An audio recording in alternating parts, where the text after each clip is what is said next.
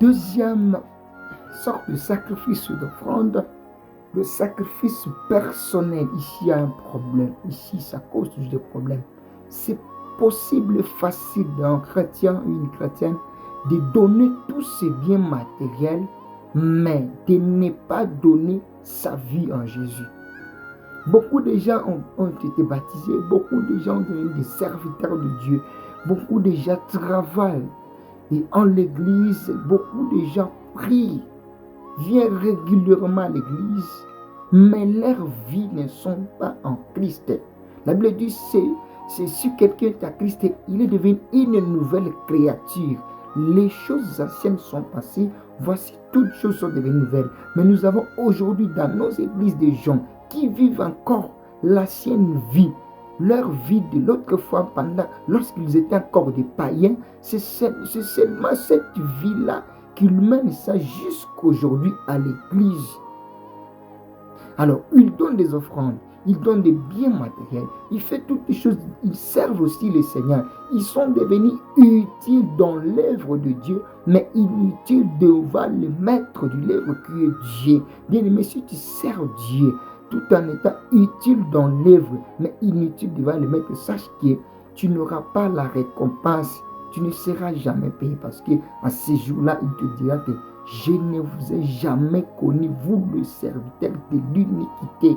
Tu dois d'abord donner ta vie comme un sacrifice vivant. C'est agréable à Dieu. Et après, tu vas commencer à rendre des services sacrés dans l'œuvre de Dieu. N'est-ce pas, même dans la musique ici, la personne qui chante la musique n'est pas consacrée à Dieu. Sa musique aussi ne sera jamais sacrée. Tu dois d'abord être consacré comme un naziréen et après aussi, ce que tu vas faire, ce que tu vas donner sera aussi agréable. En le sacrifice personnel, le sacrifice de sa vie, nous devons d'abord donner nos vies en Jésus-Christ. Donner nos vies à Jésus, à Dieu, et après, toutes ces choses-là, ils seront venus après. Voilà pourquoi la Bible dit, cherchez premièrement le royaume des cieux. En cherchant le royaume des cieux, nous devons donner notre vie comme un sacrifice. Christ aussi avait donné sa vie comme un sacrifice. Nous sommes les fruits du sacrifice que Christ avait fait à la croix de Golgotha. Que tes biens matériels, que tes œuvres soient les fruits du sacrifice de ta vie que tu avais donné en Jésus. De tout laisser pour Christ, pour donner gloire à Dieu dans ton corps, dans ton âme et dans ton esprit, que tout de toi soit un sacrifice à Dieu. Voilà pourquoi la Bible dit dans 1 Thessaloniciens chapitre 4, verset 3, 8, vous allez voir dans 3, la Bible dit, ce que Dieu veut, c'est votre sanctification. C'est ce que chacun de vous sache s'abstenir de tout ceci. C'est-à-dire, nous devons être sanctifiés et nous devons être sacrifiés à Dieu comme des naziréens, que notre vie soit un sacrifice, un parfum de bonne odeur pour la gloire de Dieu. Et à la suite, tout ce que nous allons faire sera aussi compté pour la gloire de Dieu. Que le Seigneur nous fasse grâce. Que le Seigneur te fasse grâce de réussir cette opération-là dans la marche chrétienne. Parce que ce n'est pas facile, mais c'est possible. Décide-toi seulement aujourd'hui. Si tu te décides de donner ta vie à Jésus, et rapidement Dieu va prendre le devant et tout ce que tu vas faire sera aussi compté et sera aussi agréé. Parce que la Bible dit dans Ésaïe chapitre 1, vous allez voir quelque part là, Dieu dit, je suis là, j'ai vos nouvelles lignes, je n'ai pas besoin de vos offrandes. Pourquoi vous fuyez mon temple avec des sacrifices que moi je ne prends pas plaisir? Laissez d'abord à faire le mal, commencez à faire le bien, laissez la vie des péchés, quittez la vie des péchés, afin que vous soyez agréable à Dieu. Troisième point, ici c'est vraiment dur. Troisième point, c'est offrande de la séparation pour plaire à Dieu. Offrande de la séparation, c'est tellement compliqué.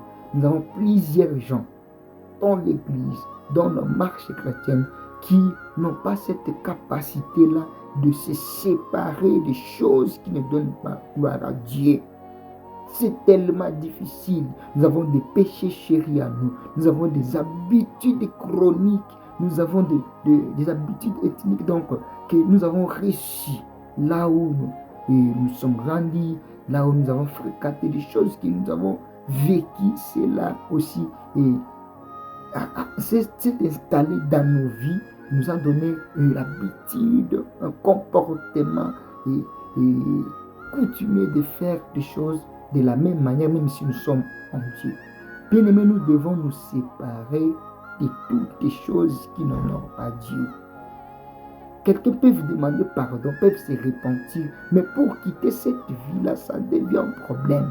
Alors dans la marche chrétienne, nous devons parfois accepter de souffrir, accepter de perdre nos intérêts privés, nos intérêts privés pour donner, pour plaire à Dieu.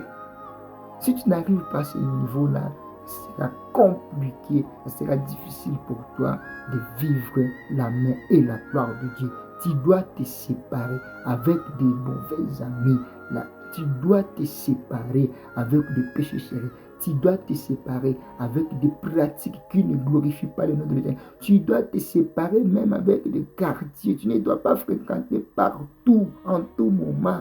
Tu ne dois pas. L'apôtre Paul dit, tout m'est permis, mais tout n'est pas utile. À cause de Dieu, je ne peux pas faire certaines choses pour donner gloire à mon Dieu, pour plaire à Dieu. Tu dois te séparer. Sépare-toi de la vie du péché. Sépare-toi de l'alcoolisme. Sépare-toi de l'impudicité. Sépare-toi de la cupidité. Sépare-toi de crimes, sépare-toi de calomnie, sépare-toi de toutes les choses qui t'empêchent d'être saint, d'être sanctifié, d'être juste, parce que la Bible dit, mon juste vivra par la foi. Tu vas croire à Dieu, tu dois te séparer de certaines personnes, de certains amis, de certaines choses qui bloquent ta marche chrétienne. Désormais, dès aujourd'hui, prends la décision parce que ta vie est meilleur que les amis qui t'entourent là, qui ne te permettent pas de marcher bien avec le Seigneur. Sépare-toi de toutes les choses qui créent comme des obstacles dans ta marche chrétienne. Accepte de plaire aujourd'hui dans la séparation, mais pour glorifier Dieu.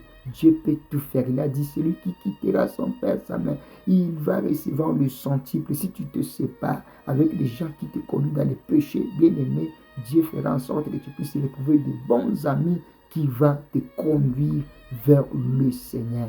Alors, sépare-toi. 3 points nécessaires. Le sacrifice matériel, c'est bon. Le sacrifice personnel et le sacrifice de la séparation pour plaire à Dieu. Nous devons nous séparer. On ne peut pas se mettre sous un même joug avec les païens. Non, non, non, non. Sépare-toi d'eux et aime les gens, mais sépare-toi avec les gens qui ne te permettent pas d'avancer avec le Seigneur. Que le Seigneur nous fasse grâce, que le Seigneur nous bénisse abondamment. Je vous aime beaucoup. Merci.